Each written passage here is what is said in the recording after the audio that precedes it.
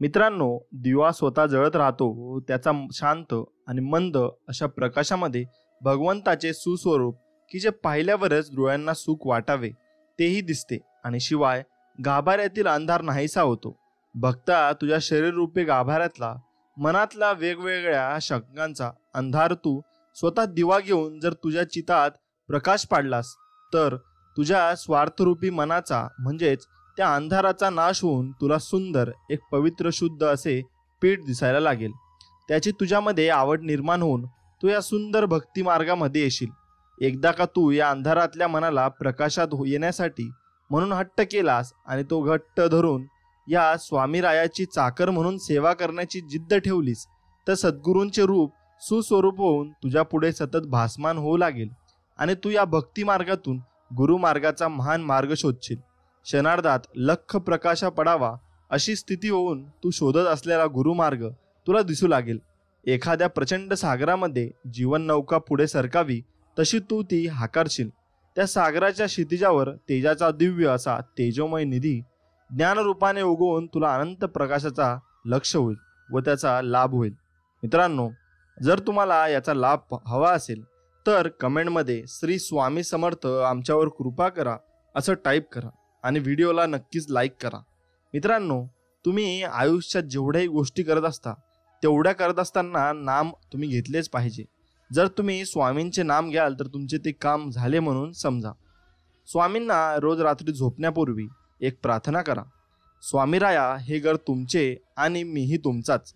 जे ठरवाल ते माझ्या भल्यासाठी आणि काहीही करा, पण मन विचलित होऊ देऊ नका आणि जी सेवा करून घेताय त्यात खंड फोडून देऊ नका.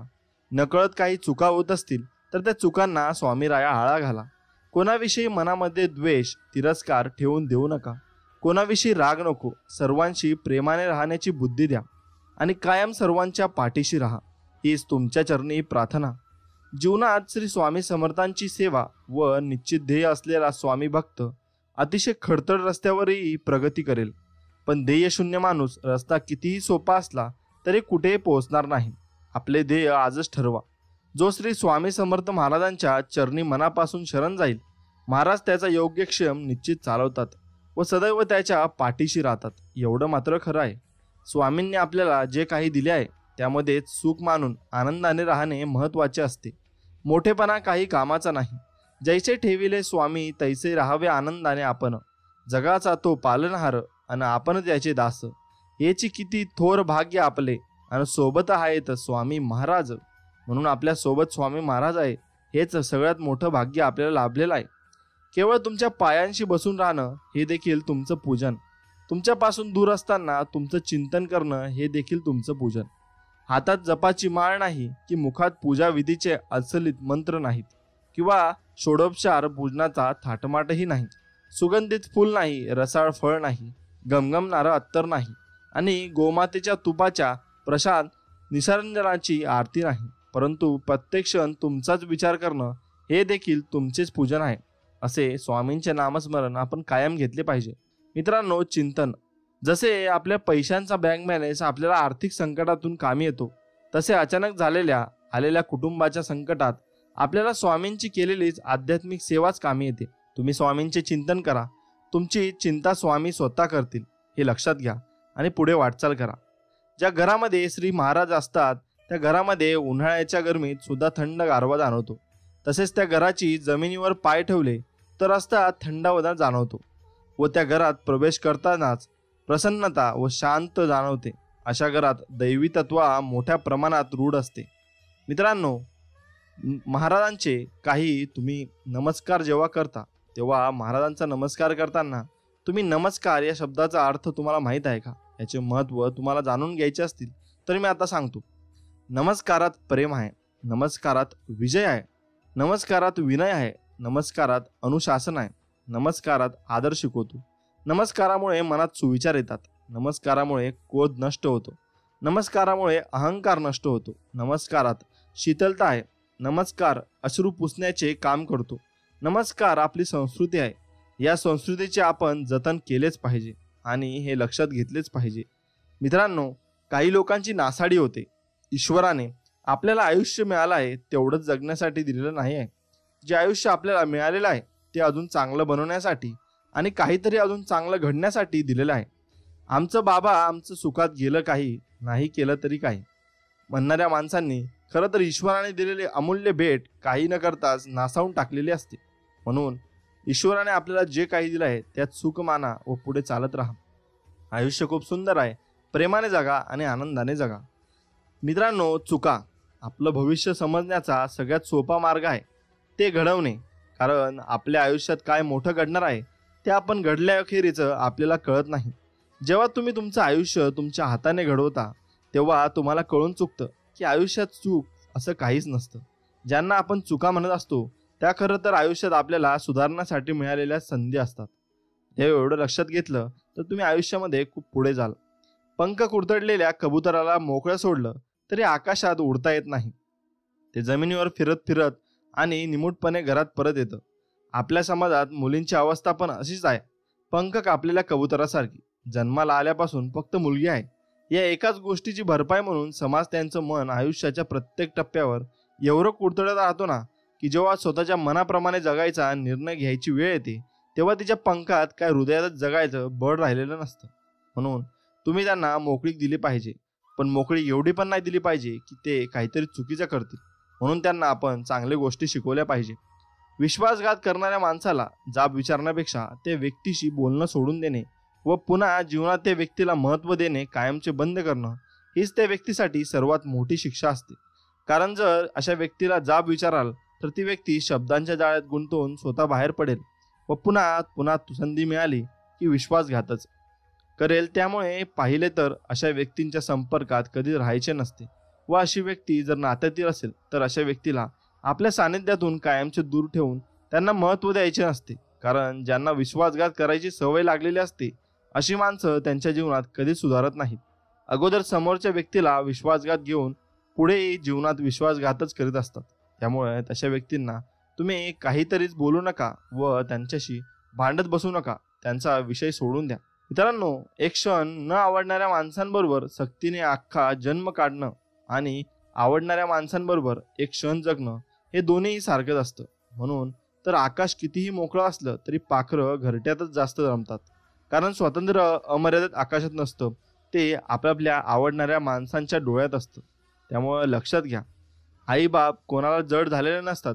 फक्त आपण मुलांना भार व्हायचं की मुलांच्या गळ्यातलं हार व्हायचं हे सर्वस्वी आपल्यावरच अवलंबून आहे.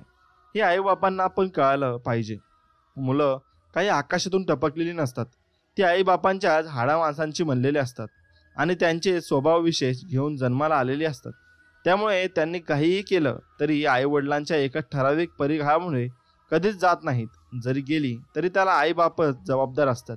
आईबापांचे लाड, अतिशिस्त, पूर्णपणे दुर्लक्ष किंवा स्वतःला शहाणा समजण्याचा दृष्टिकोन यांसारख्या अनेक गोष्टी त्यामागे कारणीभूत असतात. मित्रांनो, आपण पुरुषप्रधान समाज संस्कृतीत राहतो. इथे पुरुषांनी काही केलं आणि काही सांगितलं तरी विवाहित स्त्री शक्यतो जास्त काही करू शकत नाही. तिला ते ऐकूनच घ्यावं लागतं. तसं आजकाल डिवॉर्स वगैरे मध्ये घेऊ शकते. पण शहाण्या विचारी स्त्रीला माहिती असतं की डिवॉर्स घेण्याने तिच्याकडे प्रॉब्लेम संपण्याऐवजी अजून दुप्पट वाढतील. त्यामुळे तुलना कोणाची करू नका. मग तुम्ही बाई आणि माणूस दोघं सारखे समान वागणूक द्या. आता तुमचा मुलगा जवळजवळ 30-32 वर्षाचा असेल. तो त्याच्या जॉबमध्ये सेटल असेल, कामात हुशार आहे, कोणाकडून तरी त्याच्याबद्दल तक्रार नाही, घरदाराच्या इज्जतीतील तडा जाईल असं त्याने काही कधी केलं नाही, करेल अशी पण शक्यता नाही. अर्धा संसार झाला त्याचा, अर्ध आयुष्य झालं तरी त्याने अजून आई वडिलांचंच ऐकायचं का? नाती त्याची बायको नालायकच आहे असं आपण धरून चालू. क्षणभर तुम्ही म्हणता तसं. आणि तुमचा मुलगा आपण मूर्ख आहे, त्याला काही अक्कल नाही, स्वतःचं काही कळत नाही आणि पण समजू आपण तुम्ही म्हणताच आहात तरी सुद्धा या सगळ्या गोष्टी क्षणभर बाजूला ठेवल्या तरी तुम्ही मुलगा म्हणून जगायचं. या समाजात एक स्वतंत्र व्यक्ती म्हणून स्वतःच्या आयुष्यामध्ये निर्णय कधी घेणार तो? मग आणि असे किती दिवस तुम्ही तरी त्याला पुरवणार आहात त्याच्या डोक्यावर तुमची सावली धरून? त्यामुळं मुलांनाही मोकळं फिरू द्या व त्यांना जगू द्या त्यांच्या मर्जीप्रमाणे व त्यांना सर्व गोष्टींची त्यांना अनुभव घेऊ द्या. ते अनुभव भरपूर महत्त्वाचे आहेत. काळ जुना होता, अंग झाकायला कपडे नव्हते तरी लोक शरीर झाकण्याचा प्रयास करायचे. आज कपड्यांचे भंडार आहेत तरी जास्तीत जास्त शरीर दाखवण्याचे प्रयत्न सुरू आहेत. समाज सुसंस्कृत झाला, पण समाज सुसंस्कृत झाल्यावर पण असे कपडे कमी घातल्यामुळे आपण फॅशन समजतो का? चुकीचं आहे. रहदारीची साधने कमी होती तरी कुटुंबातील लोक भेटत असत. आज रहदारीची साधने भरपूर आहेत आणि आपण अजूनही लोकांना न भेटण्याच्या सबबी सांगत आहोत. मित्रांनो, काळ जुना होता पण चांगला होता. घरची मुलगी अख्ख्या गावची मुलगी होती. आजची मुलगी ही शेजाऱ्यापासून असुरक्षित आहे. समाज सुसंस्कृत झाला आहे असे आपण म्हणतो, पण कधी?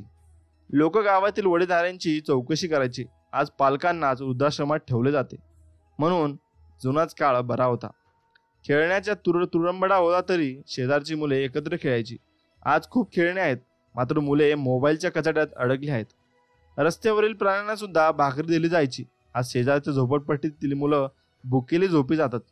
घर शेजार पाजार नातेवाईकांनी भरलेले असायचे. आज परिचय विचारला तर शेजाऱ्यांचे नावही माहीत नसते.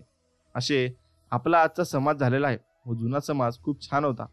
उगाच आपला आई बाप वाचल्याचा अधिकार दाखवून मुलाबाळांना उपदेशाची डोस पाजणाऱ्या महाभागांना हे कधीच कळालं तर किती बरं होईल की. मुलाबाळांनी त्यांच्या आदर्शावर चाललं पाहिजे, उपदेशांवर नाही. मुलाबाळांना उपदेशाचे डोस तेच आईबाप गाजत असतात व पाजत असतात जे मुलाबाळांबरोबर आदर्शाचे धडे गिरवायला कमी पडलेले असतात. म्हणून तुम्ही शिस्त लावा पण चांगल्या प्रकारे लावा. मित्रांनो, हृदयाला स्पर्श करणारी सुंदर कविता मी तुम्हाला ऐकवतो. वाटेवरून चालताना वाटेसारखं वागावं लागतं. आपण कितीही सरळ असलो तरी वळणावरून वळावंच लागतं. ज्यांच्यामुळे मला आयुष्यात त्रास झाला अशा सगळ्यांचा मी ऋणी आहे. कारण त्यांच्यामुळेच मला कसं वागायचं नाही हे चांगलेच कळाले. चांगली वस्तू, चांगली व्यक्ती, चांगले दिवस यांची किंमत वेळ निघून गेल्यावर समजते. आशा सोडायची नसते. निराश कधी व्हायचं नसतं. अमृत मिळत नाही म्हणून विष कधी प्यायचं नसतं. जर तुमचे डोळे चांगले असतील तर तुम्ही या जगाच्या प्रेमात पडाल. पण जर तुमची जीभ गोड असेल तर हे संपूर्ण जग तुमच्या प्रेमात पडेल. चांगली वस्तू, चांगली माणसे, चांगले दिवस आले की माणसाने जुने दिवस विसरू नयेत. पाणी धावतं म्हणून त्याला मार्ग सापडतो. त्याचप्रमाणे जो प्रयत्न करतो त्याला यशाची, सुखाची, आनंदाची वाट सापडते. नात्याची सुंदरता एकमेकांच्या चुका स्वीकारण्यात आहे. कारण एकही दोष नसलेल्या माणसाचा शोध घेत बसलात तर आयुष्यभर एकटे राहाल. जगातील सर्वात मोठी वेदना म्हणजे आठवण.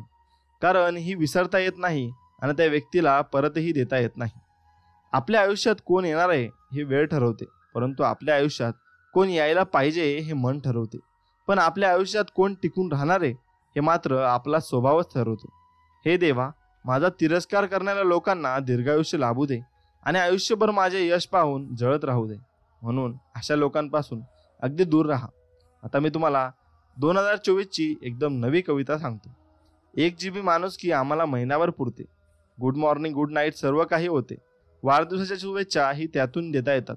वाटतील तेवढे पुष्पगुच्छही पाठवता येतात. अभिनंदन, स्वागत सर्व काही करता येते. श्रद्धांजली द्यायला मौनही धरता येते. सर्व काही कसे एकदम ऑनलाईन झाले आहे. 1 GB माणुसकी आम्हाला महिनाभर पुरते. फेसबुक, व्हॉट्सअप आणि काय काय राव, चॅटिंगमधली मजा तुम्हाला कुठे ठाव असं म्हणतात. विनोद मस्ती असे की जयंती पुण्यतिथी पोस्टचा वर्षा होतो साऱ्यांच्या माथी. शाळेत नसेल शिकवीत एवढे ज्ञान मिळते. 1 GB माणुसकी आम्हाला महिनाभर पुरते. तसे भेटून बोलणे होत नाही आता फारसे. तुम्ही ऑनलाईन या ना, बोलू मग खूपसे. गेलात जवळून तर नमस्कारही करू का. ऑनलाईन मात्र हाय हॅलो विसरू नका. थोडीशी व्हर्च्युअल दुनियाच आता हवीशी वाटते. 1 GB माणुसकी आम्हाला महिनाभर पुरते. ऑनलाईन जग झाले याची नाही खंत. माणुसकी आटत चालली हे मना सरंत. भावनेचा ओलावा कोरडा झाला फक्त. समूहात राहूनही एकटे एकटं वाटतं. नुसतं शब्दांनी हृदय कुठे हलते. 1 GB माणुसकी आम्हाला महिनाभर पुरते. त्यामुळं आपण 1 GB माणुसकीच घेतोय असं वाटायला लागलंय. व आता जग अपडेट होत चाललंय पण माणूस माणसाला विसरत चाललाय.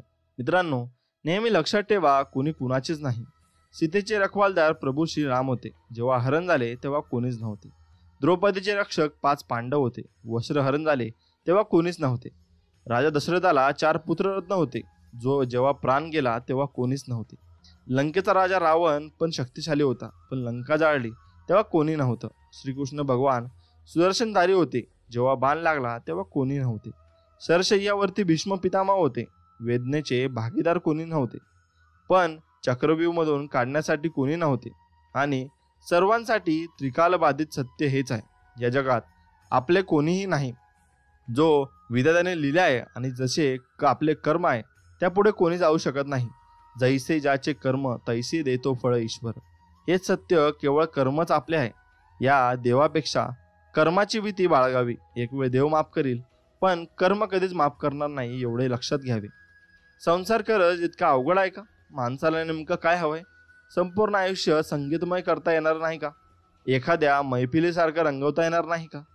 आपल्या जन्मांपूर्वी हे जग होतंच. आपण मेल्यावरती जगाचा कारभार हा असा चालू राहणार आहे. या अवाढव्य रंगमंचावर आपली एंट्रीमध्येच केव्हा तरी होते आणि एक्झिटही. हे नाटक किती वर्षाचं ते माहीत नाही. 40, 50, 60, 70 सगळं अज्ञान.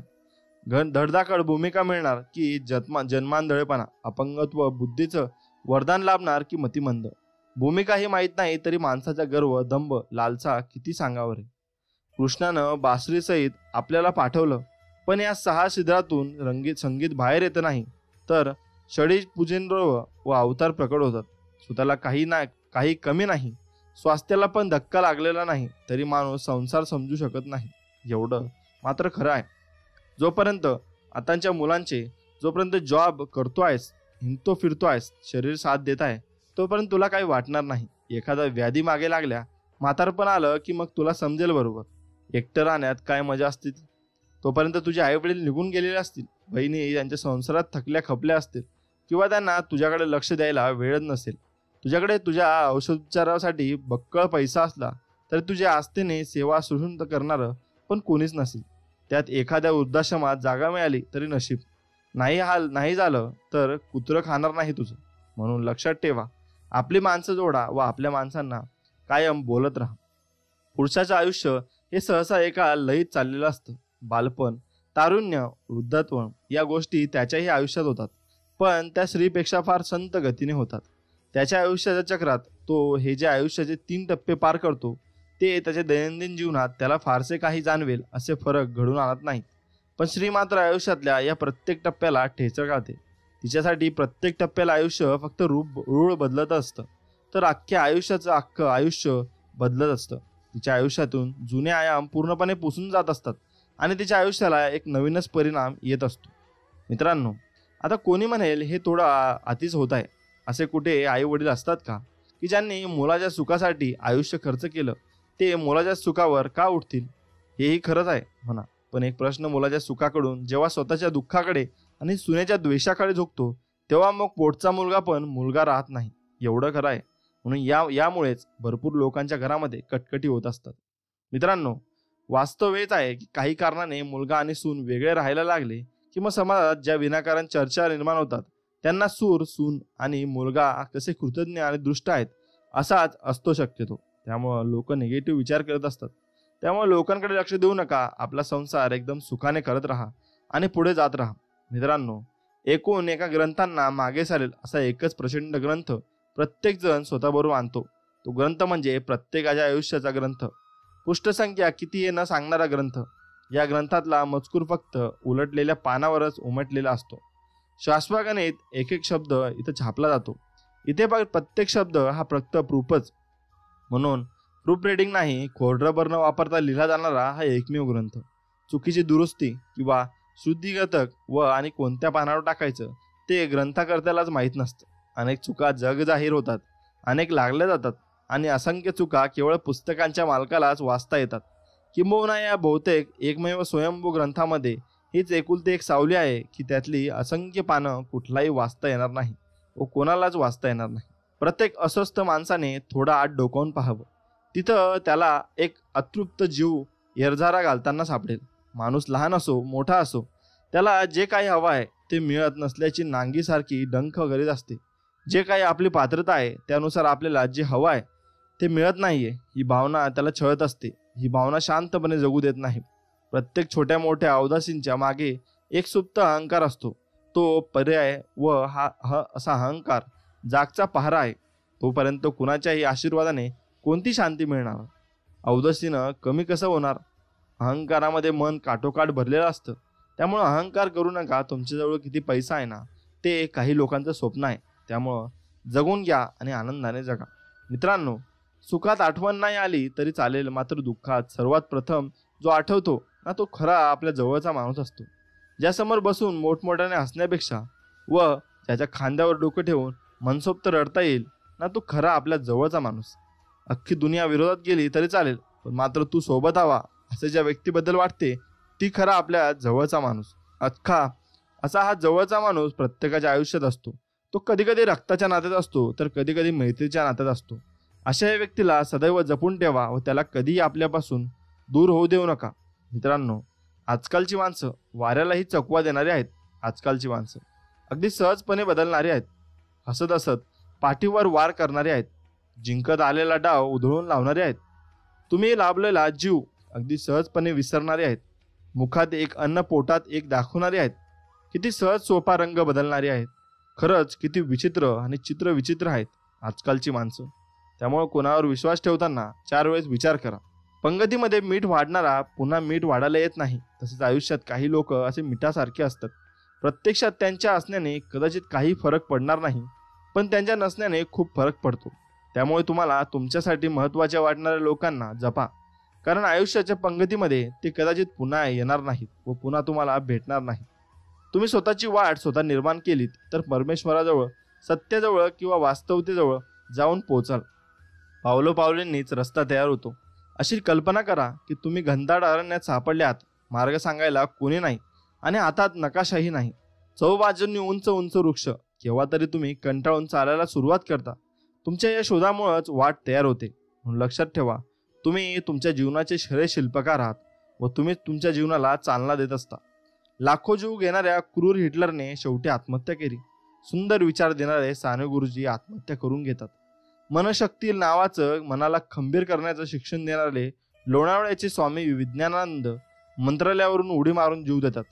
अत्याधुनिक गृह आणि अशी ओळख निर्माण केलेले व कित्येकांना आधार देणारे भैयूजी महाराज आपलं जीवन आपल्या हातानं संपवतात. पॉझिटिव्ह विचार देणारा चित्रपट करूनही सुशांत सिंग राजपूतनं नैराश्यातून आत्महत्या केली. महिन्यापूर्वी नैराश्यातून लढा कसा द्यायचा हे शिकवणाऱ्या शीतल करजगही आपलं जीवन संपवलं. म्हणून ही दुनिया व हे जीवन खूप छोटे आहे मित्रांनो. एकदम आभाळा म्हणून एकदम आनंदाने जगून घ्या. एक शांत मन आपल्याला खूप काही देत असते, कारण एका शांत मनाची अमर्यादित शक्ती ही तोच व्यक्ती अनुभवू शकतो जो कठीण प्रसंगात सुद्धा आपल्या मनाची शांतता भंग येऊ देत नाही.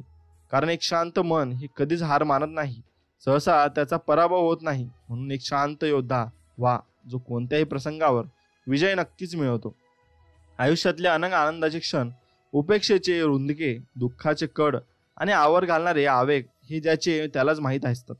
एखाद्या तरी साक्षीदार असा वा उन्मळून टाकणाऱ्या क्षणी जवळ असावा. यासारखी इच्छा पुरी न होणं यासारखा शाप नाही, पण साक्षीदार मिळून त्याला त्यातली उत्कळता न कळणं यासारखी वेदना नाही. त्यापेक्षा एकलेपणाचा शाप परवडला. मित्रांनो, लक्षात ठेवा, प्रत्येकाचं असणं हे जसं त्याच्या स्वतःचं असणं असतं, त्याचप्रमाणे प्रत्येकाच्या समस्या पण ओनरशिपच्या असतात. समस्या आणि जखमा पण. समोरचा माणूस फक्त फुंकर घालण्याचं काम करतो. ठणगा हा आतून बाहेर, पण फुंकर बाहेरून आत. लक्षात ठेवा, समस्या या वयाच्या कोणत्याही वळणावर पडतात. त्या सोडवण्यासाठी आपली उमेद मात्र ओसरत जाते. अशी उमेद ओसरत असते, त्याचप्रमाणे फुंकर घालणारे सहप्रवासी पण कमी होत जातात. नवे प्रवासी जोडण्याची ताकद राहत नाही, कारण पूर्वीच्या प्रवाशांसाठी आपण खूप राबलेली असते. त्यामुळं लक्षात ठेवा, जीवनात एकदम स्थिर राहा आणि तुमच्या संकटांना सामोरे जा. आयुष्याचा अर्थ प्रत्येकासाठी वेगवेगळा असतो. ज्ञानी माणसासाठी आयुष्य म्हणजे एक स्वप्न असतं. मूर्ख माणसासाठी आयुष्य म्हणजे जुगार असतो. श्रीमंत माणसासाठी विनोद, तर गरीबसाठी आयुष्य म्हणजे एक शोकांतिका असते. परंतु यापैकी कोणीही असो, त्याने कोणत्याही भावनेच्या अतिरेकात आयुष्याचा वेळेचा अपव्यय केला तर मग त्याच्या आयुष्याच्या अर्थाची अदलाबदल व्हायला वेळ लागत नाही.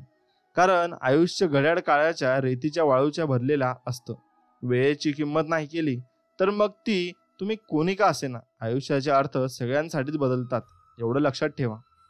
जगात माणसाला नाव कमवायला 50 वर्ष लागतात, पण घालवायला 5 क्षणही लागत नाही. या गोष्टीचा विचार एखादी गोष्ट घडण्याच्या आधी आपण प्रत्येकानेच केला पाहिजे. तर मग आपल्या प्रत्येकाच्याच वागण्यात, आयुष्यात पुष्कळ सकारात्मक बदल घडून येऊ शकतात. आणि असे बदल घडून येऊ शकतात की तुमचं आयुष्य ते कलाटणीवर आणू शकतात. कधी कधी आपण स्वतःला आरशात कितीही निहाळलं तरी नीटचं समजू शकत नाही. कारण कधी कधी स्वतःला समजून घेण्यासाठी स्वतःच्या दृष्टीने नव्हे तर इतरांच्या दृष्टीने पाहण्याची जास्त गरज असते. त्यामुळे आपण इतरांच्या दृष्टीनेही आपण स्वतःला पाहिले पाहिजे व आपल्या स्वतःच्या चुका देखील बघितल्या पाहिजे, तेव्हा आपण कुठेतरी सुधरू शकू. मित्रांनो, आयुष्याचे धडे. आयुष्य खूप खरं तर साधं सरळ असतं. माणूस त्याला विनाकारण गुंतागुंतीच्या करण्याच्या मागे लागलेला असतो. आयुष्य म्हणजे काय आहे हे शिकण्यासाठी तत्वज्ञानाची मोठी मोठी पुस्तके वाचण्याची काही गरज नाही. आयुष्य देईल ते धडे गिरवत राहिलं तरी पुरेसं आहे. कारण आयुष्याचे धडे पुस्तकातल्या धड्यांपेक्षा जास्त साधे सरळ असतात आणि माणसाला पुस्तकातल्या धड्यांपेक्षा केव्हाही जास्तच शिकवत असतात. व आयुष्य खूप छोटं आहे डिअर, आणि इथे लढून मिळवण्याखेरीज काही मिळत नाही. आपलं आयुष्य दुसऱ्यांना खुश करण्यासाठी जगू नकोस. माझी इच्छा तू ते हो जे तुला व्हायचं वाटतं. जे करून तुला आनंद मिळतं ते कर. आणि कधी विसरू नकोस की मी नेहमी तुझ्या सोबत आहे व तसेच स्वामी आपल्या सोबत कायम पाठीशी आहेत. मी तुला खुश करण्यासाठी काही करत नाही आहे.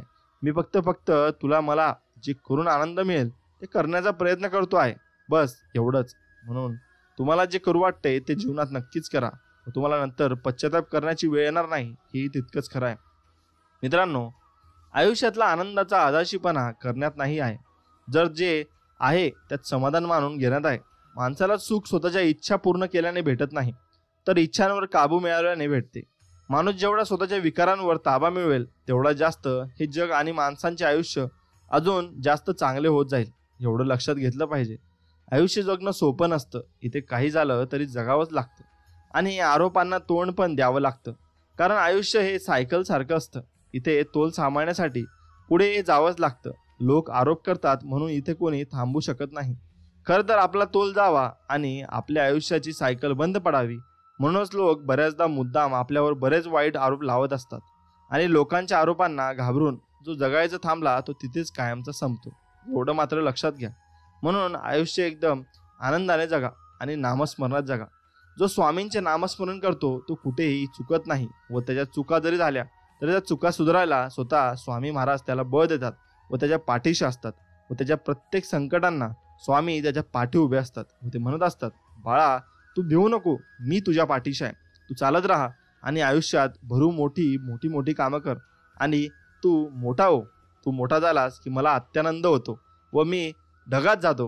म्हणून लक्षात ठेवा, आपण खुश झालो तर स्वामीही खुश होतात. म्हणून स्वामींची नित्य सेवा करत राहा व नित्य नामस्मरण स्वामींचे करत राहा. स्वामींचे दररोज नामस्मरण केल्याने तुमच्याजवळ स्वामी कायम बसतील व तुमच्या सोबत असतील.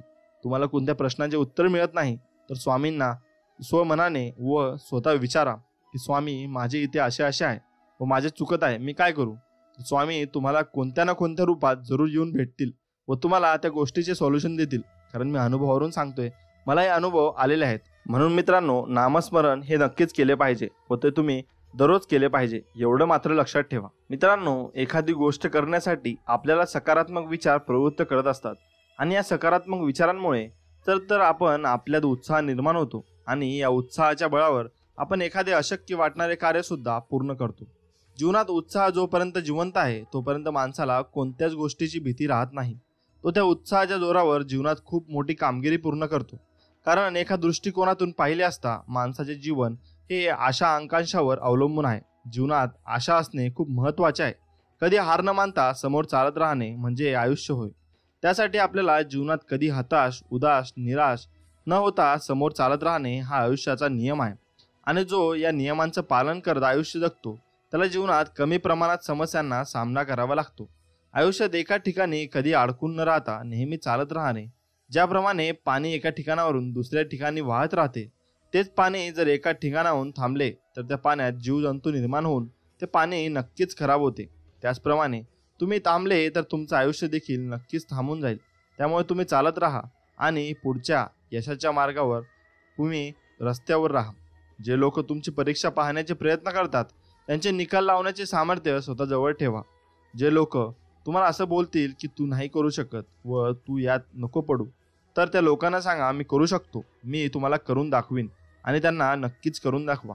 तर ते तुम्हाला नंतर सलाम करतील व नंतर दाद देतील.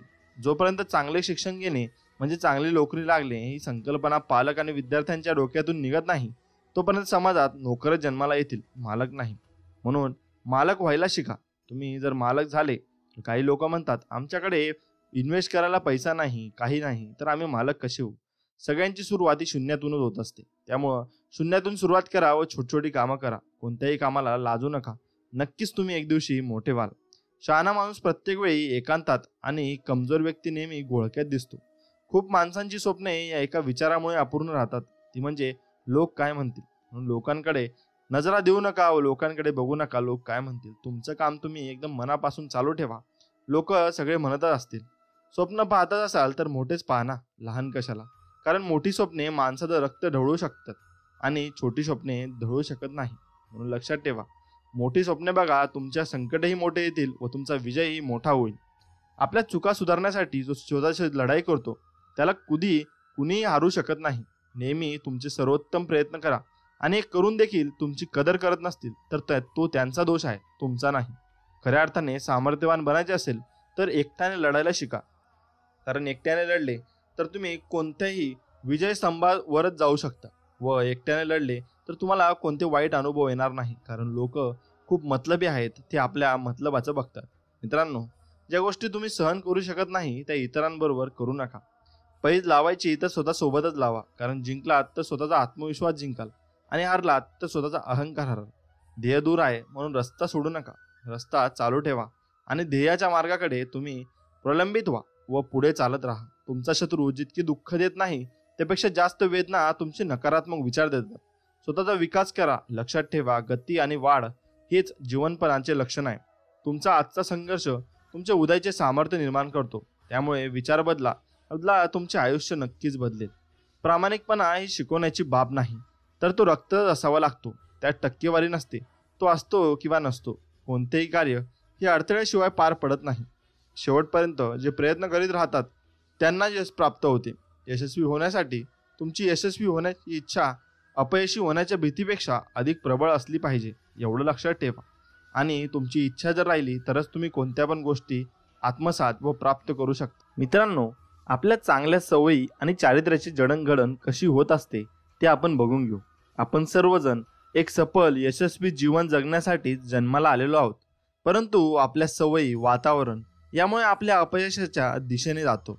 आपण जिंकण्यासाठी जन्माला येतो, पण परिस्थितीमुळे, वातावरणामुळे हरायला शिकतो. आपण पुष्कळ वेळा असं ऐकतो की अमुक एक माणूस काय नशिबान आहे, त्याने मातीला हात लावला तरी तिचं सोनं होतं. किंवा अमका तमका अगदी कम नशिबी आहे, तो ज्याला हात लावेल त्याची माती होते. पण हे काही खरं नसतं. तुम्ही जर नीट अभ्यास केलात तर असं दिसून येईल की यशस्वी माणूस प्रत्येक व्यवहारात योग्य त्याच गोष्टी नेमक्या करत असतो आणि त्याप्रमाणे तो चालत असतो. आणि अयशस्वी माणूस प्रत्येक व्यवहारात त्याच चुका पुन्हा पुन्हा करत असतो. एक गोष्ट लक्षात ठेवा, केवळ सरावाने माणूस परिपूर्ण होत नाही, तर योग्य व आवश्यक बाबींच्या सरावानेच माणूस परिपूर्ण होतो. आपण सरावात ज्या गोष्टी पुन्हा पुन्हा करतो त्या पक्क्या होतात. काही माणसं चुकांचाच सराव करतात आणि त्यात प्रावीण्य मिळवतात. म्हणजे त्यांच्या चुकांमध्येच ते तरबेज होतात आणि त्या चुका त्यांच्या हातून सहजगत्या घडतात. एखादा बाकबदार कसबे कारगीर अगदी अवघड कामही इतक्या सफाईदारीने सहज करत असतो की बघणाऱ्याला मात्र ते अगदी सहज सुलभ भासतं.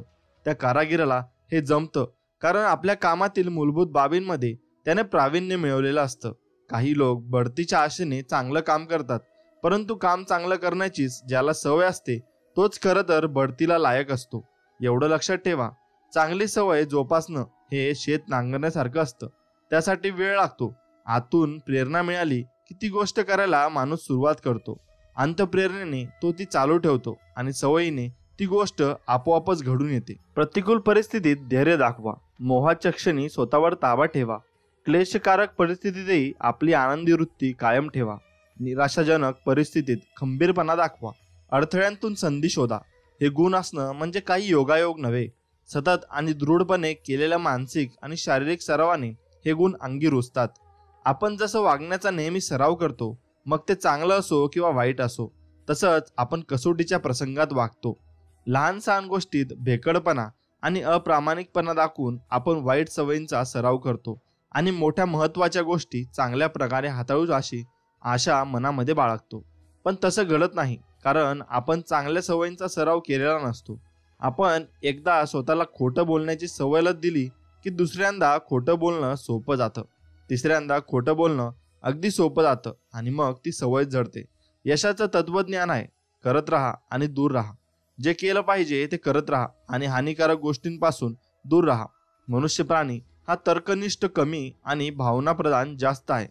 त्यामुळे त्याला काय होतं की प्रामाणिकपणा आणि सचोटी हा त्याच्या आयुष्य विश्वासाचा आणि सरावाचा परिणाम असतो.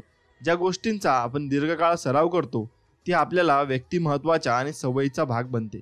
एखादा नेहमीच खरं बोलणारा माणूस प्रथमच खोटं बोलला की पकडला जातो. या उलट नेहमीच खोटं बोलणारा माणूस प्रथमच खरं बोलला की पकडला जातो. स्वतःशी आणि इतरांशी प्रामाणिक किंवा अप्रामाणिक राहणं यापैकी कोणतीही गोष्ट वारंवार केली की ती सवय लागते. आपली विचार करण्याची पद्धती सवयीची होते. आपण सवयी लावून घेतो आणि सवयींनी आपलं चारित्र्य घडतं. आपल्याला सवय लागते ही कळायच्या आतच सवय लागलेली असते. म्हणून योग्य विचार करण्याची सवय लावून घेणं गरजेचं असतं. कोणीतरी म्हटलंय, आपल्या विचारातून कृती होते, कृतीतून सवयी जडतात आणि सवयीतून चारित्र्य घडतं, चारित्र्यातून आपलं भवितव्य ठरतं. चांगल्या सवयी लावून घ्या. आपली बहुतेक सर्व वर्तणूक सवयीनुसार होत असते. सवयीनं विशिष्ट गोष्टी आपल्या हातून आपोआपच घडतात. त्यासाठी विचार करावा लागत नाही. एकूण काय तर आपल्याला बऱ्या वाईट सर्व सवयींची गोळाबेरीज म्हणजे चारित्र्य. माणसाला चांगल्या सवयी असतील तर त्याचं चारित्र्य चांगलं असतं आणि असं आपण म्हणतो. वाईट सवयी असलेला माणूस चरित्रहीन आहे किंवा त्याचं चारित्र्य वाईट आहे असं म्हटलं जातं. तर्क किंवा युक्तिवादापेक्षा सवयींमध्ये अधिक शक्ती असते. अगदी कळत न कळत लागतात, पण नंतर ते इतक्या पक्क्या होतात की त्यातून सुटका होणं मुश्किल होतं. सवयी न कळत लागतात किंवा मुद्दाम ठरवून प्रयत्नपूर्वक लावून देता येतात. मला आठवतंय, आई वडील मला लहानपणी सांगायचे, तू चांगल्या सवयी लावून घे, कारण सवयींनी चारित्र्य घडत असतं. आपल्याला मित्रांनो सवयी कशा लागत असतात. एखादी गोष्ट आपण पुन्हा पुन्हा केली की तीच सवयीत रूपांतर होतं. आपण कोणतीही गोष्ट सरावानं शिकतो. धैर्याने वागून आपण धैर्यवान होतो. प्रामाणिकपणा आणि निपक्षपातीपणा वागण्याच्या सरावातून आपण ते गुण आत्मसात करतो. सततच्या सरावाने आपण या गुणात नैपुण्य मिळवतो. खोटारडेपणा, लांड्यालबाड्या किंवा बेशिस्तपणा यांसारख्या वाईट गुणांचा सराव केला तर त्यातच आपण तरेबाज होतो. आपल्या मनोवृत्तीतून सवयी लागतात आणि त्या सवयींद्वारेच आपल्या वागण्याची पद्धत ठरते. सवयींनी आपली मानसिक स्थिती बनते आणि त्या सवयीच आपल्याला प्रतिसादाची वागणुकीची दिशा ठरवतात. अंगवळणी पडणे. तर मित्रांनो, विशिष्ट गोष्टी अंगवळणी पडल्यामुळे, सवयींमुळे किंवा आपली वर्तनशैली ठरते. आपल्याला एखादी गोष्ट चांगल्या रीतीने करायची असेल तर ती आपल्या हातून सहजपणे आपोआपच झाली पाहिजे. आपल्याला योग्य गोष्ट करण्याचा जागरूकपणे विचार करावा लागला तर आपण ती गोष्ट कधीही योग्य प्रकारे आणि चांगल्या पद्धतीने करू शकणार नाही. याचा अर्थ असा की आपण तशी सवय लावून घेतली पाहिजे. आजूबाजूचे वातावरण, विविध माध्यमांच्या आपल्या विचारशक्तीवर पडलेला प्रभाव यामुळे आपण स्वतंत्रपणे विचार करून वागण्यापेक्षा यातून कळत न कळत मिळणाऱ्या माहिती वजा सूचनांबरोबर यंत्रवत कृती करत असतो. चांगल्या गोष्टी आपल्या अंगवळणी पाडून घेणे ही आपलीच जबाबदारी आहे. जुडो, कराटे सारख्या आत्मसंरक्षण कला जेथे शिकवतात तेथे जाऊन पहा. तुमच्या असं लक्षात येईल की अगदी ब्लॅक बेल्ट धारकही ब्लॉक किंवा पंच यासारख्या प्राथमिक प्रकारांचा सराव नवशिक्क्यांबरोबर करत असतात. तरबेज असूनही ते असं करतात. याचं कारण म्हणजे गरज पडेल तेव्हा ते कौशल्य सहजपणे आपोआप वापरावं यावं. आणि चांगल्या सवयी लागायला वेळ लागतो, परंतु त्यांच्यामुळे जगणं सोपं होत असतं. वाईट सवयी पटकन लागतात, पण त्यांच्यामुळे जगणं अवघड होत असतं. मित्रांनो, सवयी आपल्या अंगवळणी कशा पडत असतात. एका टनापेक्षाही अधिक वजन सोंडेनं उचलणारा अव्याढव्य हत्ती आठवून पहा. एका खुंटाला बारीक दोरखंडाच्या साहाय्याने बांधलेल्या स्थितीत राहणं हत्तीला अंगवळणी कसं पडतं. हत्ती लहान असताना त्याला एका मजबूत साखळीने मोठ्या झाडाला बांधतात. हत्तीच्या मानाने साखळी आणि झाड भक्कम असते. छोट्या हत्तीला बंधनात राहण्याची सवय नसते, म्हणून तो साखळीला हिसके देत ती तोडण्याचा निष्फळ प्रयत्न करीत असतो. एक दिवस त्याच्या लक्षात येतं की या ओढण्या तोडण्याचा काही उपयोग नाही. तो थांबतो आणि एका जागी स्थिर होतो. आता साखळीने बांधून घेणं त्याला अंगवळणी पडलेल्यासारखं असतं. तो छोटा हत्ती जेव्हा मोठा होतो तेव्हा त्याला एका लहानशा खुंटाला बारीक दोरखंडाने बांधून भागतं. केवळ एका झटक्यात हत्ती मोकळा होऊ शकतो, परंतु तो जात नाही, कारण ती त्याच्या अंगवळणी पडलेलं असतं. त्याची त्याला सवय झालेली असते. माणसाचं घडणं विविध मार्गांनी कळत न कळत सतत चालू असतं. जसं ज्या प्रकारची पुस्तकं माणूस वाचतो, त्यातून आपण पाहत असलेले चित्रपट, टीव्हीवरील कार्यक्रमात, आपण ऐकत असलेल्या संगीतातून, आपल्या मित्रपरिवाराच्या सहवासातून, रोज गाडीतून कामाला जाताना आपण एकाच प्रकारचं संगीत अनेक दिवस ऐकत राहिलो आणि एकच दिवस आपला टेप नादुरुस्त झाला तर अंदाज करा कोणी धून आपल्यावर ओठावर येईल. वेडेपणाची व्याख्या अशी करतात, एकच गोष्ट पुन्हा पुन्हा करायची, परंतु प्रत्येक वेळी वेगवेगळ्या परिणामाची अपेक्षा करायची. तुम्ही जे करत होतात तेच करत राहिलात तर तुम्हाला जे मिळत होतं तेच मिळत राहील. सवयी बदलण्यातील सवयीत सर्वात अवघड गोष्ट कोणती असेल तर ती म्हणजे ज्या गोष्टींचे उपयोग नाही त्या प्रयत्नपूर्वक विसरण्याच्या आणि चांगल्या सवयी लावून घ्यायच्या. मित्रांनो, द गिगो प्रिन्सिपल काय म्हणतो? हा गिगो प्रिन्सिपल तुम्ही ऐकला नसेल तर मी त्याबद्दल तुम्हाला थोडं सांगतो. गिगो ही एक संगणकीय परिभाषेतील संज्ञा आपल्या रोजच्या व्यवहारालाही तितकीच लागू पडते. हे गिगो प्रिन्सिपल म्हणजे गार्बेज इन गार्बेज आउट. म्हणजे गार्बेज इन गार्बेज आउट म्हणजे मित्रांनो, आता पुढं आपण ते बघूया. पुरवलेली माहिती चुकीची असेल तर त्यावर आधारित प्रक्रिया कार्यक्रम चुकीचाच असणार. उपयुक्त माहिती पुरावा त्यानुसार मिळणारे फलित उपयुक्तच असेल. योग्य आवश्यक माहिती पुरावा म्हणजे मग संगणकाकडून चांगला अपेक्षित कार्यक्रम मिळेल. आपण जे देत असतो तेच आणि तेवढेच आपल्याला मिळत असते. आपलं सुप्त मन भेदभाव करत नाही. आपण जे आपल्या सुप्त मनाला पुरवू ते सर्व तो आपल्याला स्वीकारेल आणि ते आपल्याला वर्तणुकीत दिसून येईल. आपल्या नीतिमूल्यांवर, विचारांवर आणि संस्कृतीवर मोठ्या प्रमाणावर टीव्हीचे बरेच वाईट परिणाम होत असतात. टीव्ही आपल्याला खूप चांगली आणि उपयुक्त माहिती पुरवत असते, परंतु त्याचबरोबर आपली अभिरुची बिघडण्यात, नीतिमूल्यांची घसरण पडून आणण्यात, अल्पवयीन गुन्हेगारांचे प्रमाण वाढण्यात टीव्हीचे मोठ्या प्रमाणावर हातभार लावला आहे. तथाकथित संभाषण स्वातंत्र्य द्यावे किंवा टीव्हीच्या आणि मोबाईलच्या अनिर्बंध प्रसाराची ही फार मोठी किंमत आपल्याला चुकवावी लागत आहे. 18व्या वर्षापर्यंत आपण टीव्हीवर पाहिलेल्या हिंसाचाराच्या दृश्यांची संख्या 2 लाखावर जाते. जाहिरातदार आपल्या प्रेक्षकांच्या सवयी लावण्यात पटाईत आहेत. जाहिरातींमुळे अर्थातच उत्पादने खपतात, नाहीतर कंपन्या जाहिरात कशाला करतील? आपण टीव्ही पाहत असताना किंवा रेडिओवर जाहिरात ऐकत असताना आपण आपल्या जागृत मनाचं तिकडे लक्ष नसतं, परंतु आपलं सुप्त मन खुलं असतं आणि त्यात पडेल ते स्वीकारत असतं. तुम्ही कधी टीव्हीशी वाद घातला आहे का? अर्थातच नाही. आपण सिनेमा पाहतो तेव्हा आपण कधी हसतो तर कधी रडतो. आपल्याला कोणी गुदगुल्या करतं, चिमटे काढतं म्हणून आपण हसतो, की समोरच्या दुसऱ्याशी समरस झाल्याने आपण हसतो किंवा भावविशेष होतो. पुरवठ्यांमध्ये बदल करा, पण परिणामही आपोआप बदलतील. मित्रांनो, जागरूक आणि सुप्त मन काय असतं? लक्षात ठेवा, आपल्या जागरूक मनामध्ये विचार करण्याची क्षमता असते. ते स्वीकारतं किंवा नाकारतं, परंतु सुप्त मन हे फक्त स्वीकारतं. त्याच्यासाठी जे येतं त्या तिची निवड करत नाही. आपल्या मनाला भीती, संशय आणि द्वेष यांसारख्या विचारांचं खाद्य जर आपण पुरवलं, तशा स्वयंसूचना मिळाल्याने तशीच आपली मनोधारणा होते आणि त्या मनोधारणेशी सुसंगत असे वर्तन आपल्याकडून होत राहते. तर आपोआपच ते नकारात्मक विचार प्रत्यक्ष कृतीत येतात. म्हणजे नकारात्मक विचारांच्या चिंतनामुळे ज्या गोष्टी घडायला नकोत त्याच गोष्टी सातत्याने मनात घोकल्या जाऊन प्रत्यक्षात येतात. संगणकाच्या भाषेत बोलायचे झाले तर सुप्त मन हा आपला माहितीचा साठा आहे. दोन्ही मनांपैकी सुप्त मनात अधिक सामर्थ्य असतं. सुप्त मन मोटार आहे तर जागृत मन ड्रायव्हर आहे. मोटारीमध्ये शक्ती असते पण नियंत्रण ड्रायव्हरकडे असते. सुप्त मन आपल्या बाजूने फायद्याचं किंवा विरुद्ध नुकसानीचं काम करतं. सुप्त मन तर्क सुसंगत नसतं, त्याला विचार करण्याची शक्ती नसते. आपल्याला जर यश मिळत नसेल तर यशासाठीच्या कार्यक्रमाची नव्याने आखणी करून आपलं सुप्त मन पुन्हा एकच सज्ज केलं पाहिजे. सुप्त मन हे बागेसारखं असतं. तुम्ही जिथे काय लावता याची पर्वा त्याला नसते. ते तटस्थ असतं. त्याला स्वतःची अशी आवड नावड नसते. पण तुम्ही जर चांगलं बी पेरलं तर तुम्ही बाग चांगली होईल, नाहीतर बागेत तण माजेल. मी तर एक पाऊल पुढे जाऊन असं म्हणेन की तुम्ही जरी चांगलं बी पेरलं तरी तण उगवतच आणि म्हणून तण काढण्याची प्रक्रिया सतत चालू ठेवावी लागते. माणसाचं सुद्धा मन सुद्धा याचपेक्षा काही वेगळं नाही. चांगले विचार आणि वाईट विचार दोन्हीही एकाच वेळी मनात राहू शकत नाही, हे लक्षात ठेवा. कधीकधी विशेष प्रसंगी कंपन्या केवळ अर्ध्या मिनिटाच्या जाहिरातीसाठी कोट्यावधी रुपये खर्च करतात. अर्थातच त्यांना त्याचा फायदा मिळत असतो. आपण एखाद्या विशिष्ट कंपनीच्या शीतपेयाची किंवा टूथपेस्टची जाहिरात टीव्हीवर पाहतो आणि बाजारातून त्याच कंपनीची वस्तू आणतो. आपल्याला दुसरं कुठलं पेय नको असतं, त्याच कंपनीचं हवं असतं. असं का होतं? कारण जाहिरात पाहून आपल्या सुप्त मनामध्ये त्या विशिष्ट कंपनीच्याच उत्पादनाची प्रतिमा घट्ट होते. आपण त्या जाहिरातीच्या आहारी जातो आणि त्यानुसार वागतो. आपल्याला जर यशस्वी व्हायचं असेल तर आपण आपल्या सुप्त मनाला सकारात्मक खाद्य पुरवलं पाहिजे. म्हणजे ते मन आपल्याला योग्य मार्गाने घेऊन जाईल. आपल्याला सवयी कशा लागतात हे आपण जाणून घेऊ. तर मित्रांनो, सायकल चालवायला तुम्ही कसे शिकलात ते जरा आठवून पहा.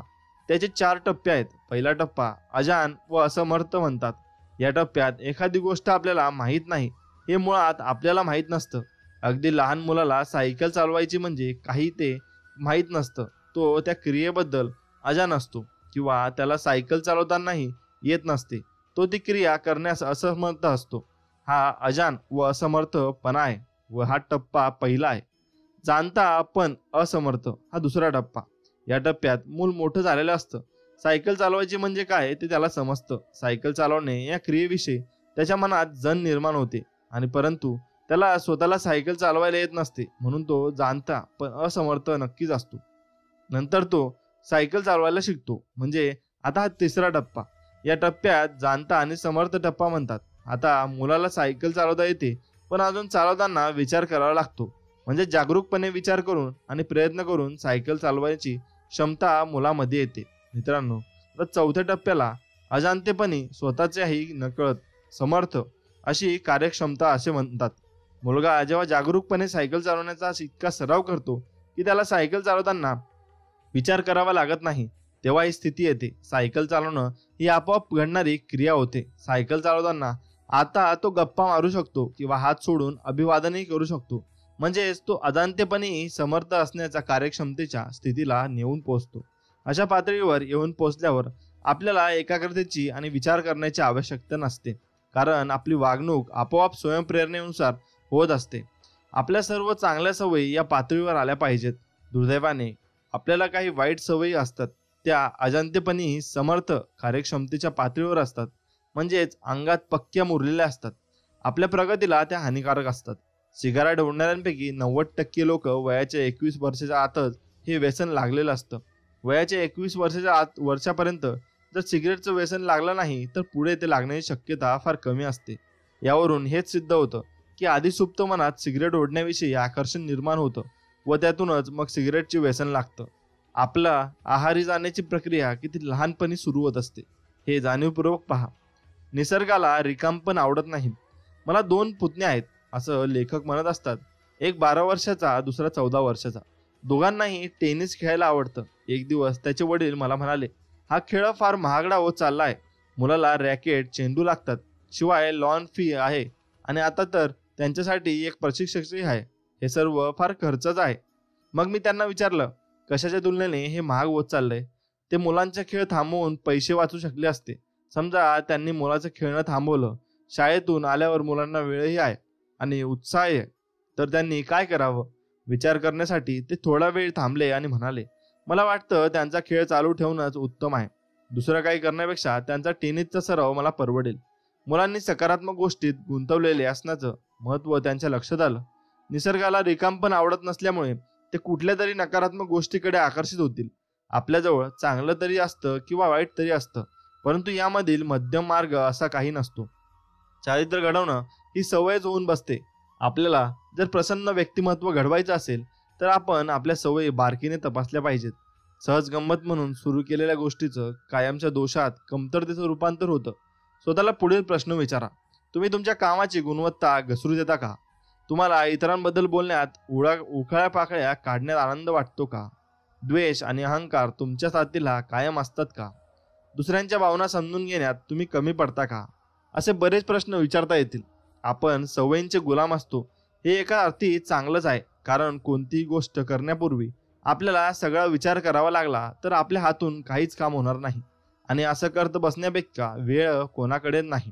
आपल्या विचारांवर ताबा ठेवून आणि स्वयंशिस्तीने आपण आपल्या सवयींवर नियंत्रण मिळवू शकतो. आपल्या सुप्त मनाच्या शक्तीचाही आपण उपयोग करून घेऊ शकतो. मोठेपणी चांगले चारित्र्य घडवतील अशा सवयी लहानपणीच लावून घेतल्या पाहिजे.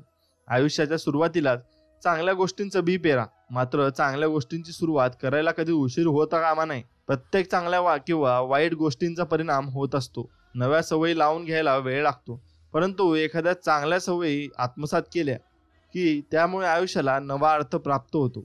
आशावादी असणं किंवा निराशावादी असणं ही सुद्धा सवय आहे. कुठलीही सवय चालू राहण्यामागे एकच तत्व असतं, ते म्हणजे त्या सवयीने आपल्याला बरं वाटतंय का त्रास होतो. मुळात कुठलीही गोष्ट ही त्रास टाळण्यासाठी आपण करतो किंवा ती केल्याने जर बरे वाटत असेल तरच करतो. एखाद्या सवयीमुळे मिळणारा फायदा जोपर्यंत नुकसानीपेक्षा अधिक असतो तोपर्यंत आपण ती गोष्ट चालू ठेवतो. परंतु एखाद्या सवयीमुळे फायद्यापेक्षाही तोटाच अधिक होऊ लागला तर आपण ती सवय सोडून देतो. उदाहरणार्थ, डॉक्टरांनी एखाद्याला धूम्रपान बंद कर असे सांगितले तर तो उत्तर देतो, मला जमणार नाही, ही माझी सवय आहे आणि मला धूम्रपानात आनंद मिळतो. तो सिगरेट ओढणं चालूच ठेवतो. या स्थितीत त्रासापेक्षा सुख अधिक आहे आणि एक दिवस त्याला गंभीर शारीरिक समस्या निर्माण होते. तेव्हा डॉक्टर म्हणतात, तुला जर जिवंत राहायचं असेल तर सिगरेट ओढणं ताबडतोब थांबव. मग मात्र तो लगेच थांबवतो, कारण या स्थितीत सवय चालू ठेवण्यात आनंदापेक्षाही नुकसानाचा अधिक आहे. मित्रांनो, बदलाला विरोध. आपल्या वाईट सवयी लक्षात येतात किंवा त्यांची जाणीव होते तेव्हा माणसं स्वतःमध्ये आवश्यक तो बदल घडवून आणत नाहीत. ते बदल घडवून आणत नाहीत कारण म्हणजे ते जबाबदारी स्वीकारण्याचं नाकारतात. शिवाय त्या सवयी चालू ठेवण्याला आनंद त्यामुळे होणाऱ्या नुकसानीपेक्षा जास्त असतो. त्यांची पुढील कारणेही आहेत. बदलण्याच्या इच्छेचा अभाव, बदलण्यासाठी आवश्यक त्या स्थितीचा अभाव, आपण बदलू शकू यावर विश्वास नसणे, बदलाच्या गरजेबद्दलच्या जागरूकतेचा अभाव. वरील सर्व घटक आपल्याला वाईट सवयी सोडण्यापासून रोखत असतात.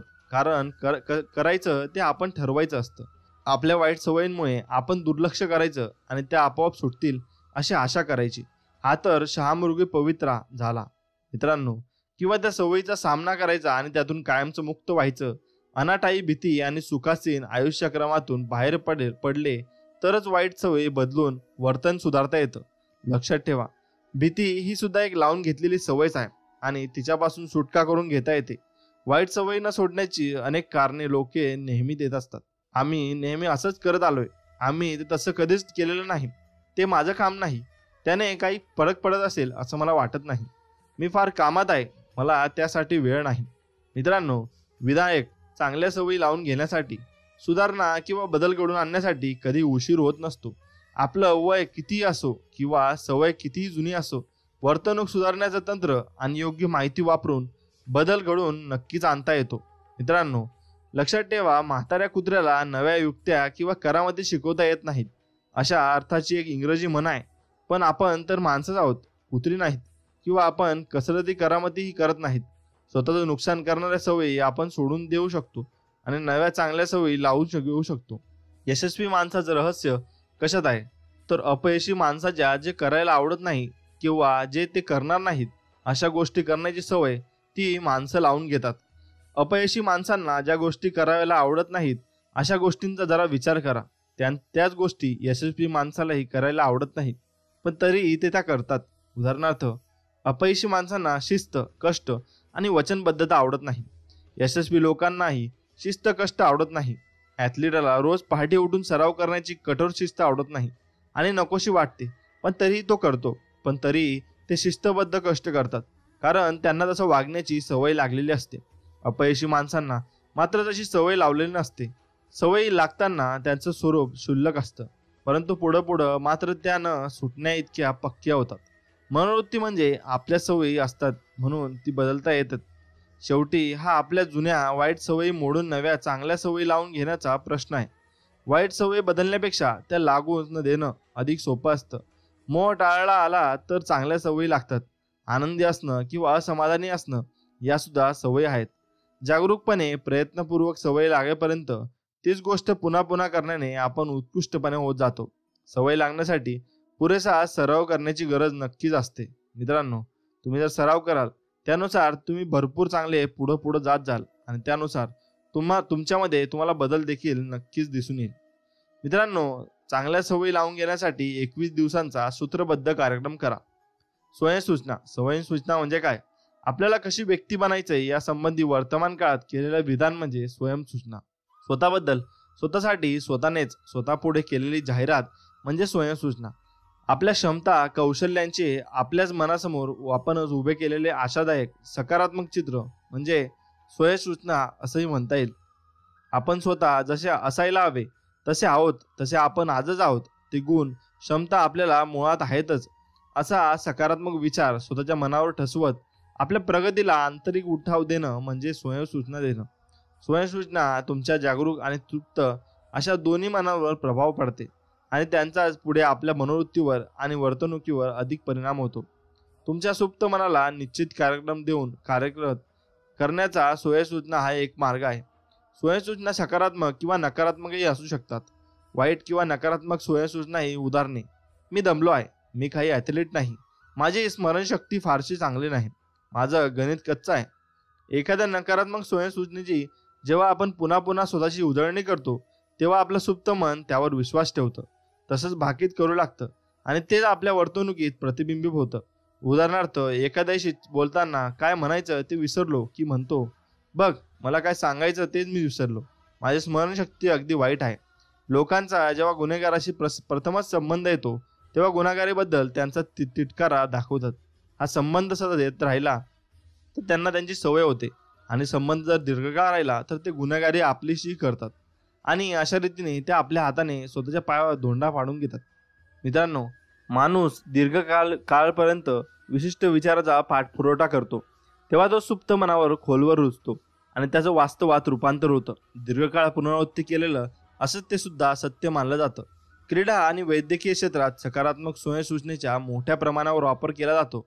सकारात्मक विधाने का करायची? कारण आपल्याला जे करायचं नसतं किंवा जसं घडवायचं नसतं यापेक्षा आपल्याला जे करायचं असतं किंवा जसं घडवायचं असतं त्याचं चित्र आपल्या मनात आपण तयार करणं आवश्यक असतं. आपण आपल्या मनाला जे चित्र साकार करतो त्याचं वास्तवात रूपांतर होतं. स्वयंसूचना ही पुनरावृत्ती प्रक्रिया असते. जेव्हा एखादा माणूस एखाद्या विधानाची वारंवार पुनरावृत्ती करतो तेव्हा तो ते विधान आपल्या सुप्त मनात खोलवर जाऊन देतो. उदाहरणार्थ, मी मजेत आहे, मी शांत आहे, मी धीरगंभीर आहे इत्यादी. स्वयंसूचनेचा सराव करताना नकार असलेली विधाने वापरू नयेत.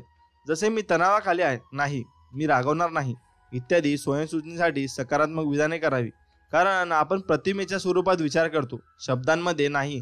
मी जर निळ्या हत्तीचा विचार करू नकोस असं म्हटलं तर मनामध्ये कोणती प्रतिमा उभी राहते? निळ्या हत्तीची. मी जर आई म्हटलं तर तुमच्या मनात काय येतं? तुमच्या आईचं चित्र. तुम्ही मनात आई शब्द लिहू लागता का? अर्थातच नाही. स्वयंसूचनेमध्ये नकारात्मक शब्द आला तर त्यामुळे नकारात्मक चित्र तयार होतं आणि ते आपण टाळायला हवं. स्वयंसूचनेसाठी वर्तमान काळच का वापरायचा? कारण आपल्या मनाला खरा अनुभव आणि काल्पनिक अनुभव यात फरक करता येत नाही. उदाहरणार्थ, मुलगा रात्री 10 वाजता घरी येणार म्हणून आईवडील वाट पाहत असतात.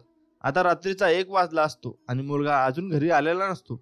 अशा वेळी आईवडिलांच्या मनात काय विचार येतो? सर्व काही ठीक असेल अशा ते बहुधा करत असणार. मुलाला काही अपघात वगैरे झाला नसावा असं मला वाटतं. असं मनात आल्यावर त्यांचा रक्तदाब वाढणारच. हा झाला काल्पनिक अनुभव. प्रत्यक्षात तो मुलगा मित्रांबरोबर मजा करत असेल, असे बेजबाबदारपणामुळे ठरलेल्या घरी आला नसेल. आता हाच प्रसंग आपण उलटा करूया. समजा तो मुलगा अतिशय जबाबदार आहे आणि तो 10 वाजता घरी यायला निघाला. वाटेत त्याला अपघात झाला आणि तो रात्री 1 पर्यंत घरी आला नाही. अशा वेळी आईवडिलांचा रक्तदाब कसा असतो? तो वाढत असतो. पहिल्या दृष्ट हा काल्पनिक अनुभव होता, दुसरा खरा अनुभव होता. परंतु दोन्ही प्रसंगात शरीराचा प्रतिसाद सारखाच होता. आपल्या मनाला खरा अनुभव आणि काल्पनिक अनुभव यात फरक करता येत नाही. सुप्त मनाला तयार करा. वाईट सवयी घालवण्यासाठी आणि चांगल्या सवयी लावून घेण्यासाठी आपण स्वयंसूचना तंत्राचा उपयोग करू शकतो. आपण नकळत कधीतरी स्वयंसूचना तंत्राचा केलेला उपयोग असतो. उदाहरणार्थ, तुमच्या जर पहाटच्या गाडीने जायचे असेल तर आपोआपच आपल्याला लवकर उठायचं असतं. असं तुम्ही स्वतःलाच बजावता आणि अगदी न चुकता तुम्ही पहाटे उठता. कधी कधी तर गजराचं घड्याळ नसतानाही.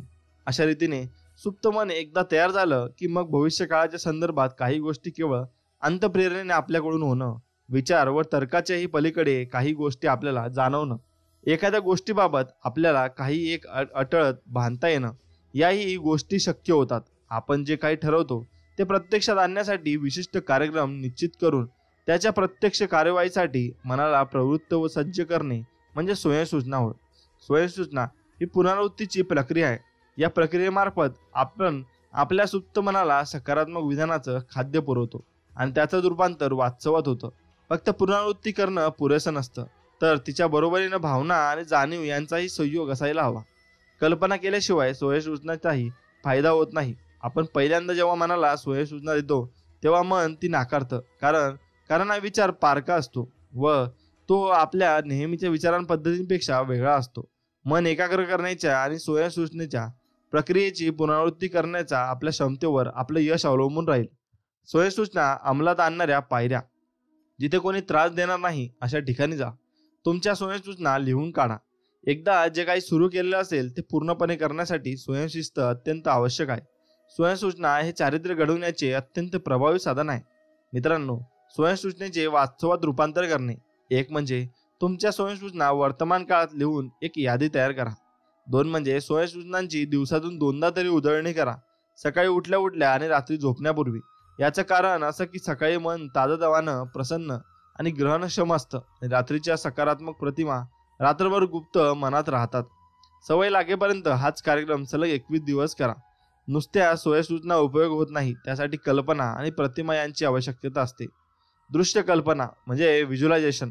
ज्या प्रकारची गोष्ट तुम्हाला हवी असेल किंवा करायची असेल किंवा तुमच्या जर व्हावंसं वाटतं तशी प्रतिमा मनात निर्माण करण्याच्या आणि पाहण्याच्या प्रक्रियेला दृश्य कल्पना करणं, अशी प्रतिमा उभी करणं असं म्हणतात. कल्पना आणि स्वयंसूचना बरोबरच हात घालून असतात.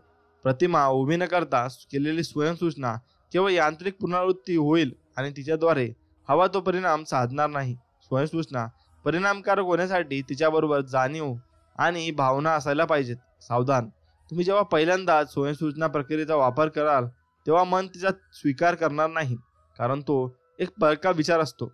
उदाहरणार्थ, जर केक वर्ष माझी स्मरणशक्ती वाईट आहे यावर माझा विश्वास असेल आणि अचानक मी स्वतःला माझी स्मरणशक्ती चांगली आहे असं सांगितलं, तर माझं मन तो विचार धुडकावून लावेल आणि म्हणेल, तू खोटारडा आहेस, तुझी स्मरणशक्ती वाईट आहे, कारण आतापर्यंत त्याची त्या गोष्टीवर विश्वास ठरलेला होता. मनाची ही कल्पना घालून टाकायला 21 दिवस लागतील. 21 दिवस कशासाठी? कारण सवय लागण्यासाठी किमान 21 दिवस जाणीवपूर्वक सतत सराव करावा लागतो व त्या सरावावरून आपल्या गोष्टी या साध्य होत असतात. एका महत्त्वाचा प्रश्न असा, आयुष्यात चांगला बदल घडवून आणण्यासाठी 21 दिवसांचे जागरूक प्रयत्न ही फार मोठी किंमत आहे का? हे सारं ऐकायला साधं वाटतं, पण तसं करणं सोपं नाही. म्हणूनच फारच थोडे या दिशेने असतात व प्रयत्न करतात. यांचं मला आश्चर्य वाटत नाही. मित्रांनो, एवढं लक्षात ठेवा. म्हणून तुम्ही 21 दिवसांचा हा पूर्ण कोर्स करा आणि त्यानं तुम्ही नीतिवचने व तुमची जी अफर्मेशन्स आहेत ती पॉझिटिव्ह ठेवा. तुमच्यासोबत नेहमी पॉझिटिव्ह होईल आणि तुम्ही कोणत्याही वाईट मार्गाला लागणार नाही.